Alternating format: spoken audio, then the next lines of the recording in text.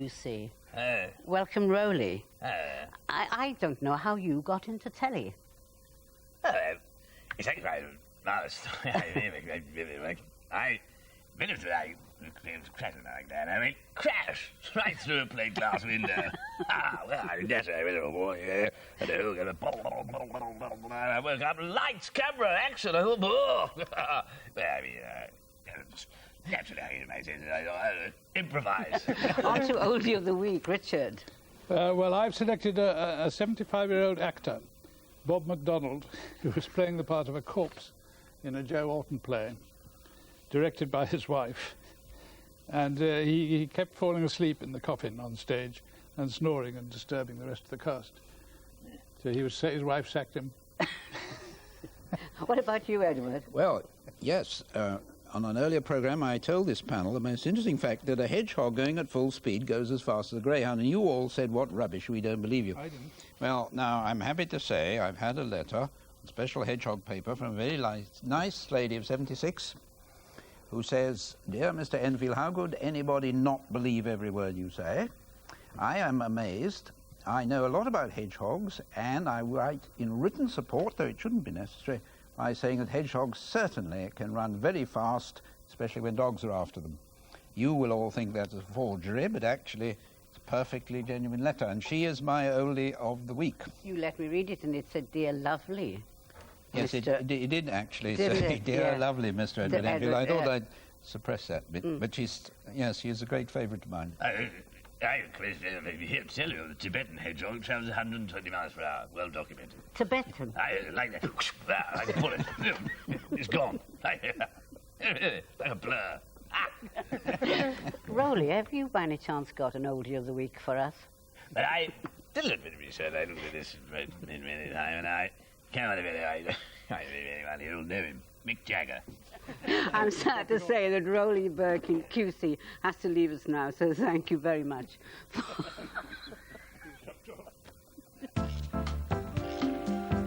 On tonight's Oldie TV, our token youngster, Paul Whitehouse, tells us why he finds oldies funny. We review the music video channel, MTV. And Jennifer Patterson goes to the seaside.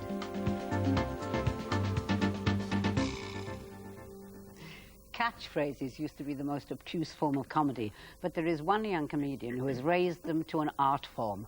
Responsible for Suit You, Sir, Brilliant, and Cheesy Peas, he began his career slithering around in a plastic bag on Rick Reeves' Big Night Out, but is understandably better known for his work on Harry Enfield and Chums, and now The Fast Show, which starts a new series this Friday. Sit down, Alf, sit down. Do my whiskers. Just scooter away. Right. Oh, she likes you. Cats know about people, you know. Oh, did I tell you, Alf? My son's coming home from Australia in 2 weeks. Oh, right, that's nice. Got a daughter, haven't you, Alf? Yes. But it's closed in my private. Do you see much of her? No. She's down south, isn't she? Yes. Oh, I'm going to give you a piece of cake. Oh, no.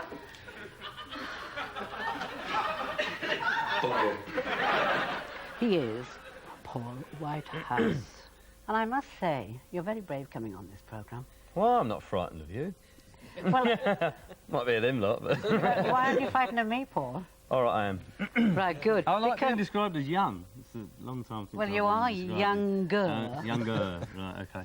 I do tend to come up with characters that require bald caps or, for example, a lot of ageing, and it's a kind of dull process. It usually takes about 2 hours, and I always forget when I'm writing a character, oh, I'm going to have to sit in... But old people are funny, so I think it's worth the effort. Yeah, but we could take offence, couldn't we? You could, but I think you're fair game. Look at you all sitting here banging on about how great you are every week. I mean, I think you're above the parapet, aren't you? You know. Do you actually always base your characters on somebody that you've known in a way? Like, say, let's go for the QC man. Well, Roly Birkin. Yeah. I mean, he was based on a very specific person that I met when I went fishing in Iceland. I'd brought a bottle of whiskey into this room, and everyone brought some drink, and he said, "Hey, I'm a member of the Malt Whisky Society in Edinburgh. Are you?" And I was, and he went on to describe how he tried to plug his wireless in, but couldn't get any reception, and the only bit of the conversation I got was, wireless. And I thought he's quite a sort of cheeky character to do, really, because, I mean, it was largely nonsense interspersed with the odd, you know, ridiculous phrase. Old people, generally, their ears get bigger, don't they? As you get well, mine aren't bad now for this sort of thing. Yeah, you're coming on. Yeah. You're coming on now. I know, for a 40-something-year-old. 30-something. Yeah. Oh, sorry. Yeah, catch me in about 30 years' time if I'm still alive, and the ears will be, you know. So, yes, we had specially made ears for it, and a good old-fashioned drinker's nose. But he enjoys life. It's a life, Roly Birkin, you know. And I think he's been a bit of an adventurer, both with people and places. Or maybe it's all in his mind and the bottom of a glass. So what other people have you found, then, that you based your characters on? Well, Suit You, the irritating and over-familiar tailors, are based on a bloke who used to work at Hackney Council, and a friend of mine there by the name of Danny Wiseman, who's a very good mimic. We used to do this banter with each other, and this fellow, once again, we didn't really have to do anything or create anything, because he was there for us, and he used to say, "Hello, sir. Oh, we were out with a lady last night, sir. Oh, did she want it, sir? Oh." And he was this vaguely sort of Uriah Heepish, middle-aged man interested in young people's sex lives, and of course I'm becoming that now. It's quite weird. As you approach middle age, you realise if I were to go out and buy a pair of leather trousers and a Harley Davidson, would be silly because I can't ride a motorbike. But if I did, people would laugh and mock me for having my midlife crisis. But if one of you lot were to do it, everyone would go, "Oh, what a character!" You know what I mean? So it is strange. Once you get slightly beyond middle age, then you can make a fool of yourself to your heart's content, and people think it's great. So I'm looking forward to that. I was just going to say, you're looking forward to getting older now. Then, well, middle age is going to be a bit dull, is it? Well, probably. I think you know. I don't know, I'll probably go the way of all the others and grow my hair long and buy a Harley Davidson. Just park it outside and shine it a lot. Who do you think influenced you in your, well, sort of very early on in your comedy? Well, Peter Cook and Dudley Moore, definitely, and Monty Python. Those people were definitely responsible for it. I'm not a proper comedian. I don't, you know, I never hankered after doing stand-up and going and telling jokes for half an hour on stage in some dodgy old club. I had Harry do that for me. So he did all the he did the hard Harry work, Enfield. the groundbreaking stuff, and I just jumped on, gave him a couple of catchphrases, Did you and then we benefited mutually. So. Did you know Harry Enfield's father? Yeah, I bought a car off you, didn't I? Yes, Edward, I yeah. sold him a second-hand car. He's a good judge of character. He could see once that I was the sort of chap to buy a second-hand car from. Absolutely, very reliable car. Thank you. What did you buy? It was a Nova, wasn't it? Yes, jolly good car. Yeah. You still got it? No, I've moved on and up. Peugeot 306, the dizzy heights of. Oh, yes. I can tell you the real chink in Paul's armour. I discovered it from selling him a second-hand car and filling in all the forms. I discovered his middle name. It's something he's deeply ashamed of. Yeah. And I thought I'd say to him, look, watch it on this show. If you give me any trouble, I'll tell the 6 million people watching it. I forgot it. And I got all the researchers on this show working to find out, and they can't, so your secret is actually safe. Oh, Okay. tell us your middle name. No. Alvin. No, I'm not telling you. Oh, come on, what's it begin with? I'm not going to tell you. Oh, please. No. Oh, is it Welsh? No, Because you were no. born in Wales? No. He's deeply ashamed Is of it. it sort of- It's very embarrassing. Is it old-fashioned, like Marmaduke, or...? No, it's worse. Leave it, leave it, leave it. Well, Leave it, he'll cry. Don't do it. we will find out, you know Okay. that, and we will All right. announce it on the next programme. Fine. Do you mind? No, do what you want. Okay. Do what you want to me. But then you must like, because it's the most wonderful thing in the world to make somebody laugh. And they like you for making them laugh, don't they? So you're getting your liking that way. I suppose I'd do it because it makes me laugh. I don't consciously think I'm going to go out and entertain a load of people. And so when that's put to me, it's quite nice. And in the way that I will watch Vic Reeves and look forward to seeing Vic Reeves on the telly and derive a great deal of enjoyment from it. I never think, oh, people must be doing that about what I do. But I suppose they do. Yeah. Well, yeah, they certainly do, but I do think it's very flattering to make people laugh, and people are very grateful when you make them laugh. Aren't you grateful when people make you laugh, Richard? Come on, smile, Richard. Well, actually, Mavis, I've been in the joke business for quite a long time myself, and I absolutely agree with what Paul said about, because it's my own attitude, that you do it to make yourself laugh. And I always thought with something like Private Eye, always did it so that I would have something to read. And I never thought of the people out there reading it or laughing at it. It's absolutely right. You do it to amuse yourself.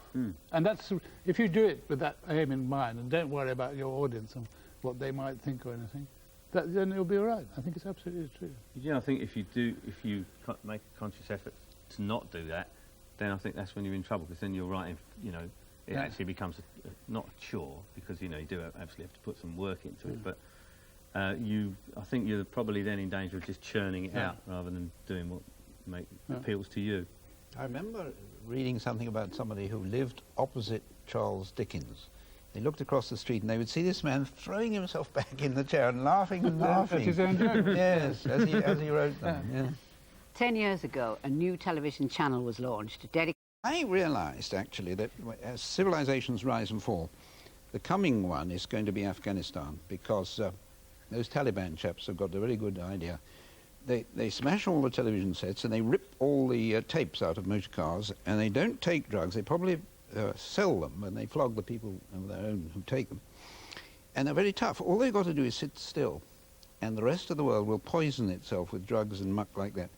And then they'll think, well, they're so effete that we'll take over the whole place. And that's the coming empire, is the Afghan empire. This television poison, and you don't include yourself in that then? No, this is a superior program. Right. Very, very popular with Mrs. Mary Whitehouse, this program. and that's why I have to keep laying these rules down, so she keeps on liking it. Seems to me that pop music is fairly basic and pretty worthless as music. So a lot of clever men have dressed it up with these videos, and very cleverly made and expensive videos. You can see that there's a lot of money and a lot of time has gone into making those videos to conceal the fact that the music is totally worthless. But you and Edward seem to have it in for anything that's not up your street. We don't. Go on, Mavis, go on. Okay, I have to tell you that looking at it, I wouldn't probably put it on much myself either, right? But I've watched it and I've looked at it and I haven't thought it was all that terrible. It does I have just a think value. you're being snobby. Yes, and it has a And value. the value is that it provides employment for Dutch TV presenters. So, if only you get people to say, hey, now there's some really good, cool music coming. Okay, it's so cool. So you don't agree with Noel Coward that cheap music is so potent? But it's not music. It's not music. If you were in love, every pop song has a meaning you never noticed in it before, you see. You have to fall in love to appreciate pop music. If I fall in love, I like that rubbish. I Yes. couldn't believe No. it. No, I just couldn't But believe that for a moment. have you never found something in your, your hearts, you two, that responds to Edward and I- to a Beatles, say? Edward you and sing I- ha ha ha ha I happy, like the Beatles, yeah. or whatever it's called. What's that Beatles. song you always sing? Ha ha ha ha, happy talk. There's a good little song for you, Mavis. You're really getting there, aren't you? Why do you like the Beatles? They did some very We raucous don't know. drug I dealing. don't like the Beatles. I did like the I Beatles. don't All right, like no, I've changed my mind. I don't like the Beatles anymore. If I'm getting any help from You're Richard, I fickle, aren't you? That was in the space of a second. I like the Beatles, I don't like the Beatles. I'm so unused to getting an ally on this program that I don't want to lose. No, what it boils down to is what Bill Dee's called this, what Edward and I have, a feeling of cultural isolation. That there's something going on out there that we find is completely alien and is not part, and we're baffled and enraged. Yeah, well, I'm bewildered by current pop music. It means Yeah, well, absolutely nothing to me. There's a legion of, different types of dance music. It means nothing, but I don't say it's evil, poisonous, and not Well, I music. mean, Edward may have overstated the case, but No, I didn't overstate it a bit. It's aimed at turning all the 10-year-olds in Europe into morons. It's not its come on. specific aim. Do you think somebody, I know, Yeah. I'm Let's going to turn a create some music 10-year-old. that's going to turn some 10-year-olds into morons? Yes, because then once they're morons, they listen to it. It's Nobody Dr. wants So Dr. that more. Afghanistan can rise. Yes, yes. I'd like you to I meet don't my... think the Afghans have a hand in it. They're the beneficiaries. Oh, I bet they are. If you have grandchildren, Mavis, like I do, I have do you know that grandchildren. they come into your house, or mine do, they go straight to the telly, or they Steal put a everything. video, and they sit there, Well, whatever's excuse- on, and they're like zombies. Well, I'm terribly sorry to tell you then that you can't be a very appealing grandfather. Because mine don't do that. I mean, mine will go and do that if I say, Nan needs to go and cook now. And then they'll go to the telly and have a look. But otherwise, Nan and my grandchildren are going into their own fantasy world. Not dissimilar from MTV, actually. I mean, Say not come dissimilar to Edward Enfield's No. fantasy world. There's something awfully funny about the Afghans, Nicholson morons. family. They're different from everybody else, aren't they? I don't know anybody like this. Everybody's grandchildren sit and stare at the telly if you give them half a chance, except the Nicholsons. They're the only ones that don't. What's your bet? Is it television that's bad or pop music? Or the combination of these two evils? The whole thing, Paul. No, but Edward is better. I mean, the fact is that, as we know, the standard of television has deteriorated very much so over the last few years. There's no question of that. I'll be off then. No, but Paul is a shining light in the darkness. But the general run-of-the-mill programmes, called the BBC, if I may mention it on the BBC, is very low compared to what it was. I mean, it's partly through lack of money. You could say, well, this is the reason, or that's the reason. And perhaps the fact is that there's far too much of it going out. There are people desperately trying to fill every single hour of the day and night with some kind of television. If this show achieves a certain amount of viewers, the BBC will put it on. It's not a question of whether they think it's any good or not. It's a question of how many people are going to watch it. If you all appeared naked and offered a car as a prize, more people would watch. Oh my gosh. No, What a horrible thought. Well, Edward is right too, I think, is in thinking that sooner or later, maybe not be the Taliban, but someone's going to come along and say, all this must be abolished. Some fascist figure. But what is your position in it? Are you with them? Or Well, the trouble is... yeah. They'll be kings, won't they? I had high hopes of... Yeah. But the trouble is we'd be at the mercy of spin doctors if we had some fascist thing. Therefore, we would be spun into idolatry of... I think when some the dictator. Ayatollah came in Iran, there were a whole lot of people in this country thought, including perhaps myself, thought this is a good thing. I had Swept high away hopes this of Singapore. That seemed corrupt- to be a fascist dictatorship, and I was rather thinking of emigrating, but then all this fire started and you can't breathe there anymore. But I think they probably got Am I an iron listening? grip on the press and the media over in Singapore. Am I didn't listening you? to somebody serious or not? Excuse me asking you. Are they serious? I don't know. Well, it's a fact of history, maybe. They're old. Where you have total permissiveness, you inevitably leads to some form of dictatorship or fascism. But we're not. It's not that permissive any longer. A lot of things have changed that. I mean, it's not. We're not very permissive now, are we? I can't even swear on television. No, I've Not told you that's off. very no. I don't think you are very aware of censorship in private eye, Mr. Ingrams. You get away with all sorts of filth. Well, we... The F words appeared in private eye many times. yeah, Under the guise of maybe that's reporting. maybe that's part of what I'm talking about. Maybe that's all... Well, part of it. self-censorship is the Part only of real form of censorship. You should have done it then to yourself if you're so worried about it. Yes, fair enough, fair enough. So do you think there should be an oldie channel then? An Oldie TV channel? Yeah. Oh no, I don't think so, no. I mean, it'd be very depressing. Well, I'm beginning to think there shouldn't be an oldie TV. Aside from that. But watch out, it'll Let's be for staffed goodness entirely sake- by young let's people. for goodness sake move on. I've got an idea of really sprucing up the show. Get the young people. And I don't think the seaside's gone to the dogs.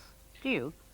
I go to Brighton occasionally because I've got two small children and I don't know if they like it, but I quite like playing Crusher Crab, which I have no interest in these modern, sorry, I sound like you, Edward, there. These computer games where you fly and take over a galaxy.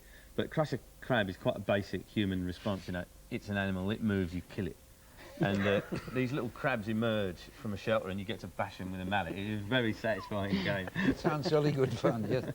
It's good. I like ducks and drakes, that's the great thing. The only place you can play ducks and drakes at the seaside. You know, you get a flat stone and spin it and it goes jump, jump, jump. You're very, in training and in practice, you probably get into double figures. And it's a very good sport. It's entirely innocent. It does no harm. It doesn't pollute the atmosphere. It gives you fresh air and exercise. It should really be an Olympic sport because there's no judging in it, only counting the jumps. Well, Whereas there'd be a lot of controversy, I'm sure, though. No, I think some of those double skips. But I must say I agree with you. I think that the Drakes thing is lovely. What's your highest score so far? Well, I mean, I'm a bit out of practice, but I think I could get into double figures, given the right conditions and the right stone. It's quite nice to take a round knobbly stone and make it jump about once or twice. You know, just to be able to do it. You're master of the stone. It is a joy when you find the right stone, though, isn't it? Oh, it's lovely. Yeah. Lovely. Yes. Treat, I could think of nothing more boring than doing that, putting stones into the sea. Well, it's better than doing absolutely nothing, which is what we were Well, talking you could about. just sit on the beach. You know, it's just, Get a man in to throw your stones. The tempter to me thinks you do protest too much. I suspect you of not being any good at all at DIY. It bears out the truth of Hilaire Belloc's little rhyme about Lord Finchley, who mended the electric light and was electrocuted. And the moral was, it is the business of the wealthy man to give employment to the artisan. That's what Edward is saying. That he's makes the you feel wealthy slightly inadequate. It's like challenge your masculinity, doesn't it? If you can't, you know, do a bit of plumbing and I mean, I can do a little bit of plastering. A little bit. So I kind of try and retain my masculinity in that way. But no, it is a challenge, isn't it? You know, I can't do any wiring or plumbing or anything like that. So I'm with you on that one, actually. Get a man in. Yes. What's wrong with doing it yourself, though, really? You don't really mean that. You mean you don't like doing it yourself. I don't like doing it myself. I do like honest tradesmen earning an honest living, and I quite agree. You have to build up a sort of select acquaintance so that you've got a good plumber and a good electrician and a good bricklayer and a good plasterer, and then you're all right. Yeah, and you must pay them promptly. That's the other thing that's very important. You've got to pay their bills promptly. In cash. You were a plasterer, weren't you, in real life? Yeah, I was for a while, yeah. I wasn't bad. I did a couple of dodgy jobs, but on the whole, you try and do your best.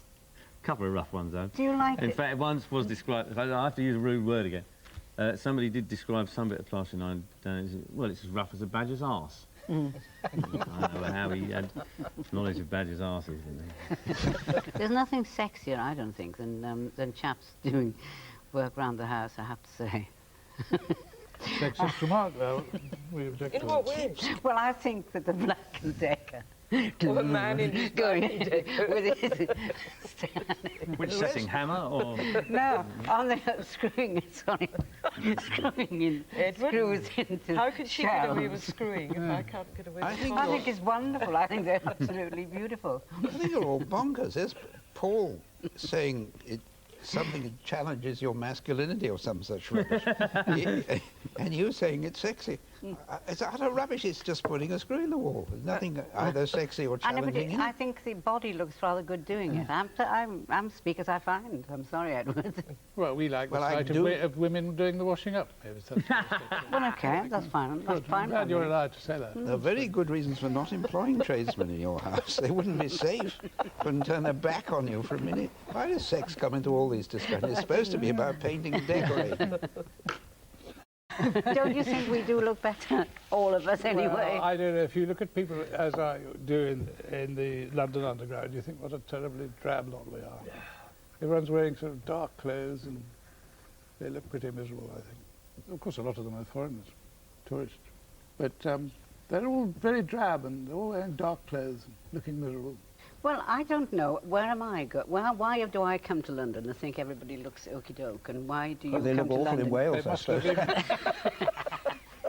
been. Our thanks to MC Beaton, Richard Ingrams, Edward Enfield, and our special guest, Paul Whitehouse. We'll be back at the same time next week.